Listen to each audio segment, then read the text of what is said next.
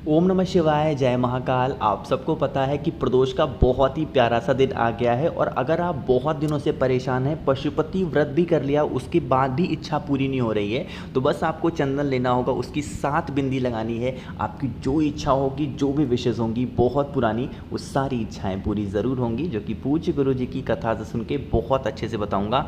बहुत ध्यान से सुनिएगा कि कैसे करना है इस पूरे उपाय को। लेकिन प्रदोष पर प्रदोष काल में करने वाले 4 बहुत ही सुंदर से उपाय की बात इस पूरी वीडियो में हम लोग करने वाले हैं, है ना। चलो, सबसे पहले हम लोग उपाय की बात करते हैं। जो मैंने आपको बताया कि चंदन से 7 बिंदी लगानी है। आप उपाय तो बहुत बार सुने हैं लेकिन भूल जाते हैं। मेरा काम क्या है कि आपको एक पर्टिकुलर टाइम पे जो दिन आता है उस दिन उपाय आपको याद दिला दूं और सही ढंग से उपाय आप कर पाओ, है ना। देखो क्या करोगे, इस तरीके से लेना पीला चंदन। कोई ज़रूरी नहीं कि बहुत परफेक्ट पीला चंदन हो, जो भी पीला चंदन आपके घर में ईजिली मिल जाए, पीला चंदन लेना, है ना।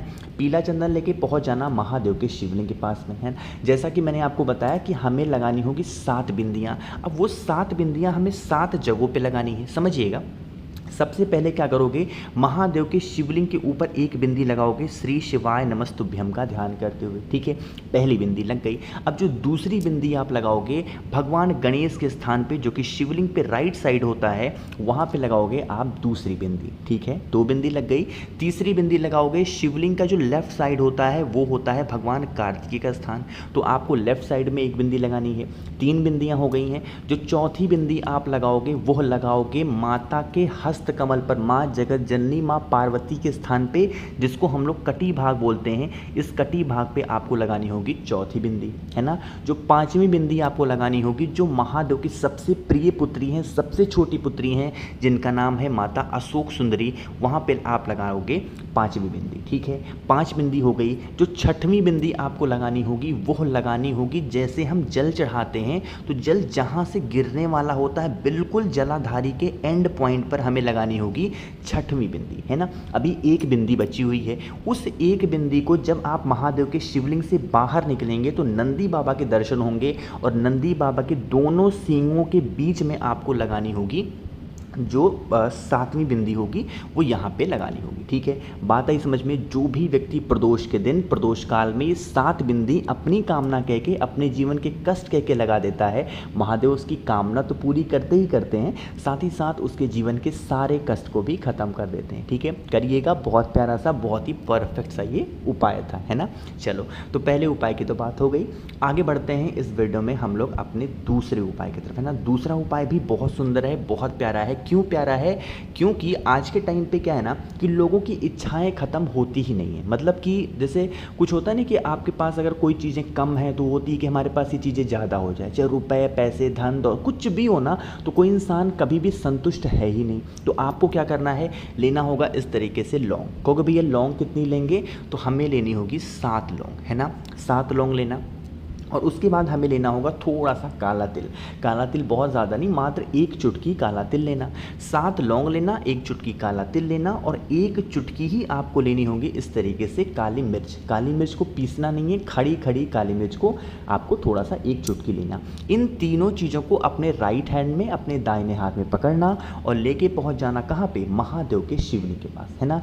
फेस रखना उत्तर दिशा, नॉर्थ डायरेक्शन। जल वगैरह जो कुछ भी आपको समर्पित करना हो, जैसे भी पूजन अर्चना करनी हो आप कर लेना। लास्ट में आपको क्या करना होगा, जो आपके पास में 7 लौंग होगा, थोड़ा सा आपके पास में काली मिर्च है, थोड़ा सा आपके पास में काला तिल है, दाहिने हाथ में लेके जो भी चीज़ आपकी इच्छा हो लेने की, जैसे कुछ खरीदना हो, कुछ लेना हो, कुछ पाना हो, कोई इच्छा है, उस इच्छा से कुंदकेश्वर महादेव, कौन से महादेव, कुंदकेश्वर महादेव के नाम से आपको वहीं पे रख देना है और चुपचाप अपने घर की तरफ चले जाना।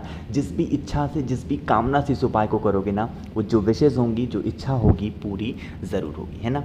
उपाय की तो बात यहाँ पर कर ली है। अब आपको एक छोटा सा काम करना है कि अगर आपको पता है कि मध्य प्रदेश में, कहाँ पे, मध्य प्रदेश में महादेव के कितने ज्योतिर्लिंग हैं और उनके नाम क्या हैं, अगर आपको पता है तो नीचे कमेंट सेक्शन में ज़रूर बताएंगे, ठीक है। चलो, तो यहाँ पर हमने बात कर ली है। आगे बढ़ते हैं इस वीडियो में हम लोग अपने तीसरे उपाय की तरफ। तीसरा उपाय क्या है, कैसे करना है, उससे पहले एक छोटा सा काम, और वो है कि वीडियो को करेंगे लाइक। जितने भी भाई बहन मेरी आवाज़ पहली बार सुन रहे हैं, अचानक से चैनल पर आए हैं, तो चैनल को सब्सक्राइब करेंगे, है ना। बहुत ईजी सा ये उपाय है, बहुत प्यारा सा, क्योंकि आज के टाइम पे हर घर की प्रॉब्लम क्या होती है ना, बीमारी को लेके। भैया हमारे घर में कोई व्यक्ति है बहुत ज़्यादा बीमार पड़ता है, उसके लिए हम क्या करें। देखो तो ये प्यारा सा दिन आया है प्रदोषना, क्या करोगे, ऐसे लेना बेलपत्र। अब बेलपत्र बहुत ज़्यादा लेने की ज़रूरत नहीं है, मात्र एक बेलपत्र लेना, बहुत प्यारी सी, बहुत सुंदर सी, ठीक है, ले लिया। अब उसको लेकर के पहुंच जाओगे कहाँ पे, बेल पेड़ के नीचे। महादेव के मंदिर में नहीं जाना है, कहाँ जाओगे, बेल पेड़ के नीचे जाना। कब जाओगे, शाम के टाइम पे प्रदोष काल में।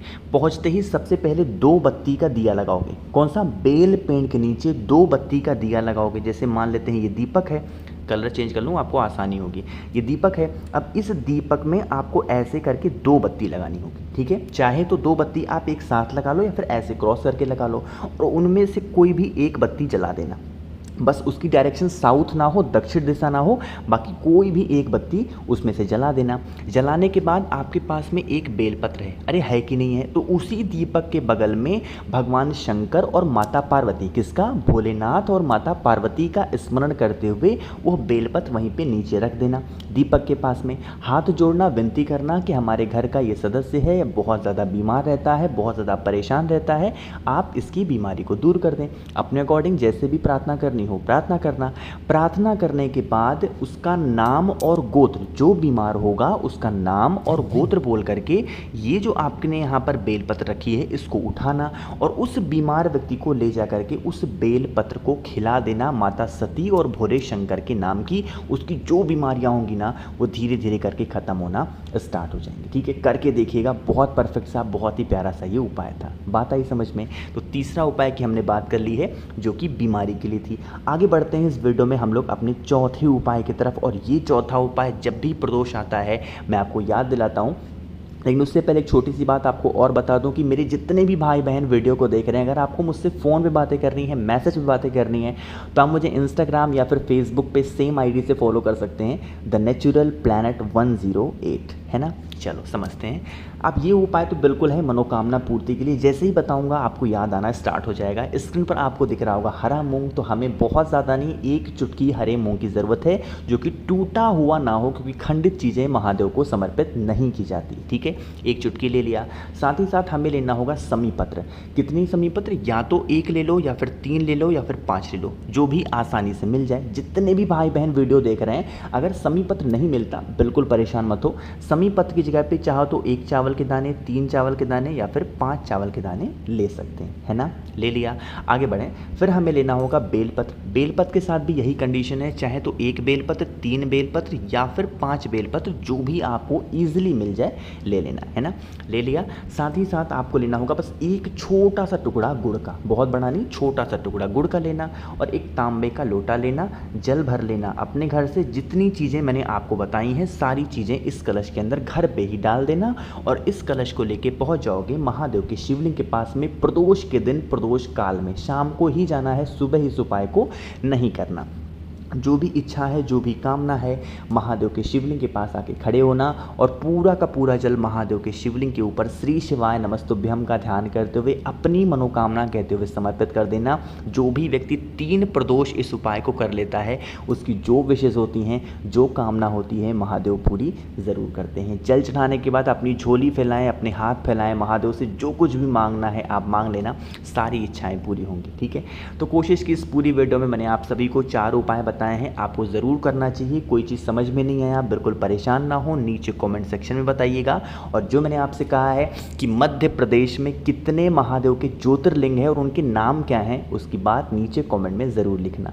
वीडियो पसंद आई हो तो लाइक करेंगे। जितने भी भाई बहन मेरी आवाज़ पहली बार सुन रहे हैं, अचानक से चैनल पर आए हैं, तो चैनल को सब्सक्राइब करेंगे। ओम नमः शिवाय, जय महाकाल।